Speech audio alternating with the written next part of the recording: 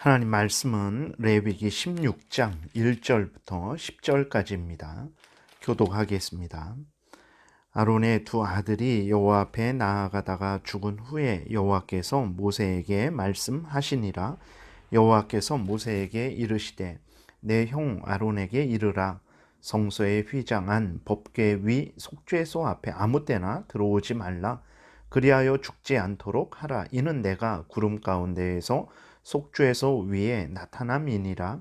아론이 성소에 들어오려면 숫송아지를 속죄물로 삼고 순양을 번제물로 삼고 거룩한 세마포 속옷을 입으며 세마포 속바지를 몸에 입고 세마포 띠를 띠며 세마포 관을 쓸지니 이것들은 거룩한 옷이라. 물로 그의 몸을 씻고 입을 것이며 이스라엘 자손의 회중에게서 속죄 제물을 삼기 위하여 순염소 2마리와 번제물로 삼기 위하여 순양 1마리를 가져갈지니라. 아론은 자기를 위한 속죄제의 숫송아지를 드리되 자기와 집안을 위하여 속죄하고 또 그 두 염소를 가지고 회막문 여호와 앞에 두고 두 염소를 위하여 제비 뽑되 한 제비는 여호와를 위하고 한 제비는 아사셀을 위하여 할지며 아론은 여호와를 위하여 제비 뽑은 염소를 속죄제로 드리고 아사셀을 위하여 제비 뽑은 염소는 산채로 여호와 앞에 두었다가 그것으로 속죄하고 아사셀을 광야로 보낼지니라. 아멘. 기도드리겠습니다. 살아계신 하나님 아버지 감사합니다. 이 시간 하나님의 말씀을 전하고 듣습니다. 성령께서 역사하셔서 우리를 향한 하나님의 뜻을 잘 깨달아 알게 도우시고 하나님이 성경에서 알려주시는 대로 믿고 따르는 참으로 복된 신앙생활 하게 도우소서. 감사드리고 예수 그리스도의 이름으로 기도드렸습니다. 아멘. 오늘은 이제 그 대속죄일에 대해서 하나님께서 말씀을 하고 있는 것입니다. 대속죄일은 1년에 한 번 있는 날인데 이제 이스라엘 달력으로 일곱째 달 10일에 7월 10일에 이제 그 이스라엘 모든 백성들의 죄를 속하는 절기입니다. 이때만 이제 대제사장이 지성소에 들어갈 수 있는 것입니다. 성막은 성소와 지성소로 구별되죠. 성소에는 떡상, 분향단, 등대가 있고 제사장들이 매일 들어가서 일을 합니다. 그런데 지성소는 1년에 한 번 대제사장이 속죄할 때만 대속죄일에 들어갈 수 있는 거예요. 지성소는 이제 법궤가 있죠. 그 법궤에는 하나님의 그 말씀이 기록된 십계명 그 두 돌판이 있습니다. 법궤 위를 시은좌라고 하죠. 법궤를 덮는 뚜껑을 시은좌라고 하는데 이 시은좌는 하나님이 임재하시는 곳입니다.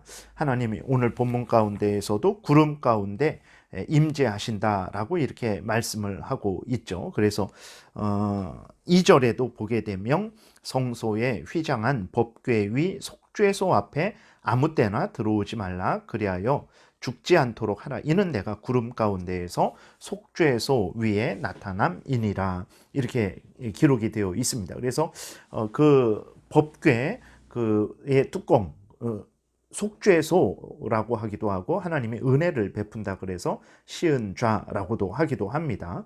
그 법궤가 있는 지성소는 이렇게 하나님이 임재하시는 곳이기 때문에 그곳에 아무나 들어올 수 없도록 하나님이 하신 것이죠. 그래서 하나님을 경외할 것을 늘 이스라엘 백성들에게 가르치는 것입니다. 이 지성소에 들어갈 수 있는 것은 1년에 한 번 대속죄일에 대제사장만 들어갈 수 있는 것입니다. 이 대속죄일에 대해서 하나님이 오늘 본문을 통해서 말씀을 하시는 거예요. 그래서 그런데 이제 이스라엘 백성들에게는 하나님께서 늘 속죄를 할 수 있는 제사를 말씀을 하셨죠. 번제, 속죄제, 속건제, 화목제, 그리고 또 소제, 이러한 모든 제사를 통해서 죄를 속하는 제사가 매일 또 일이 있을 때마다 행해졌습니다. 그런데 하나님께서는 이러한 제사들이 있음에도 불구하고 1년에 한 번 대속죄일을 정하셔서 그 대속죄일에 대제사장이 지성소에 들어가서 모든 이스라엘 백성들의 죄를 속하는 그러한 제사를 하나님이 드리게 하셨어요.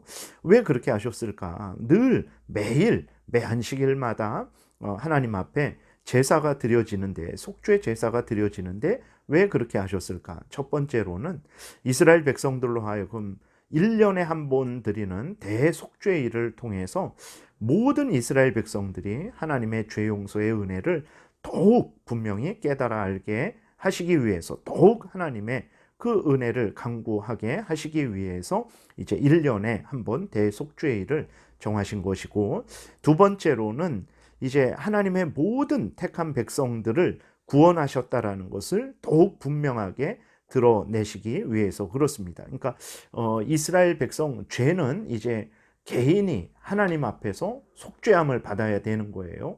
근데 대속죄를 통해서 하나님이 하나님의 모든 택한 백성들을 죄 용서하시고 이제 그들을 하나님이 받아주신다라는 것을 이제 증거하시는 거죠. 그러니까 개인만 생각하게 하시는 것이 아니고 하나님의 모든 택한 백성들 전체를 생각하게 하셔서 하나님께서 모든 택한 백성들을 구원하신다라는 것을 이제 모든 하나님의 택한 백성들에게 알려주시는 것이죠. 그리고 대속죄일 1년에 한 번 하나님 앞에 지성소에 들어가서 하는 그 대속죄 제사를 통해서 예수 그리스도께서 단번에 한 번에 하나님 앞에 완전한 속죄 제사를 드렸다라는 것을 하나님이 이스라엘 백성들에게 증거하시는 것입니다. 이러한 내용들은 이제 오늘 우리들에게도 똑같이 하나님이 증거하시는 것입니다. 3절부터는 이제 대속죄일에 지성소에 들어가기 위한 그 모든 절차들을 하나님께서 말씀을 하시는 거예요. 4절에 보게 되면 이제 아론은 한 마리의 숫소와 어린 양으로 자기를 위해서 번제를 드려야 됩니다. 여전히 아론은 제사장이지만 그러나 인간이기에 죄인이죠. 그래서 자신을 위해서 속죄를 해야 되는 것입니다. 그 누구도 어떤 인간일지라도 어떤 그러한 가장 높은 지위와 권세를 가졌을지라도 인간이 하나님 앞에 나아가기 위해서는 자신을 위해서 죄를 없이 해야 되는 거죠. 그렇기 때문에 자신의 죄를 없이 하는 제사를 아론이 반드시 드려야 된다라고 하나님이 말씀을 하시는 것입니다. 다음으로 아론이 거룩한 옷을 입죠. 그리고 물로 몸을 씻는 내용이 기록되어 있어요. 역시 마찬가지입니다. 아론 자체는 죄 있는 불결한 인간일 뿐입니다. 그렇기 때문에 자신을 가려야 되는 거죠. 자신을 무엇으로 가립니까? 옷으로 가릴 수 있겠습니까? 하나님 앞에서? 그럴 수 없죠. 옷을 입는 것을 통해서, 제사장의 옷을 통해서 예수 그리스도의 의를 덧입는 것을 나타내는 것입니다. 물로 몸을 씻는 것도 마찬가지죠. 죄로 더러워진 그러한 인간들이 자신을 정결케 해야 된다는 것을 알려주시는 거예요. 역시 죄로 더러워진 인간이 정결케 되는 것은 오직 예수 그리스도의 피로만 정결케 된다는 것을 우리가 분명히 기억을 해야 되겠습니다. 이 모든 것을 통해서 또 하나님께서 드러내시는 것은 아론은 참된 중보자가 아니라는 거예요. 그렇죠? 아론은 인간일 뿐입니다.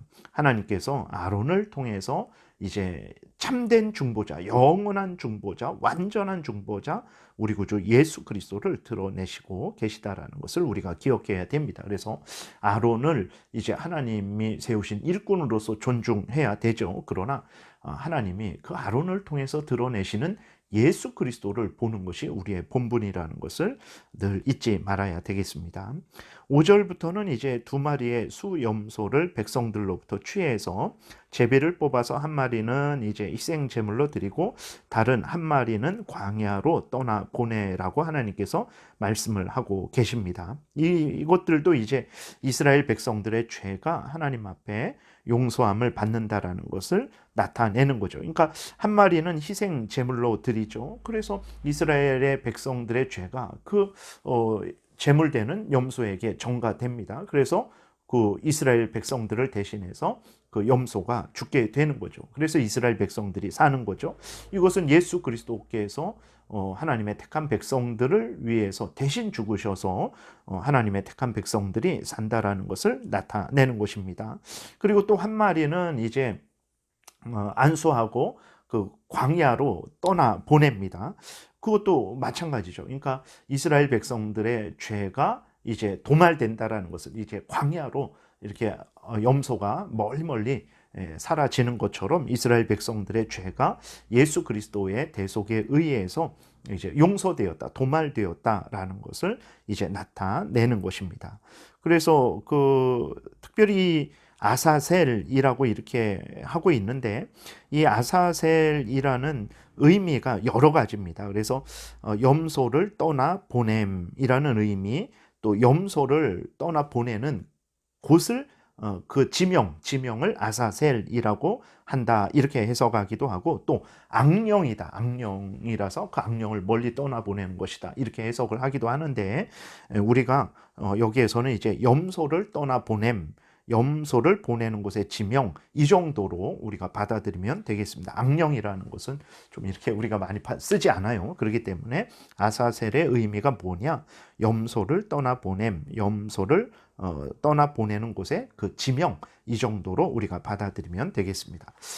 여기까지 살펴보고 또 내일 다시 더 구체적으로 살펴보겠습니다. 기도드리겠습니다.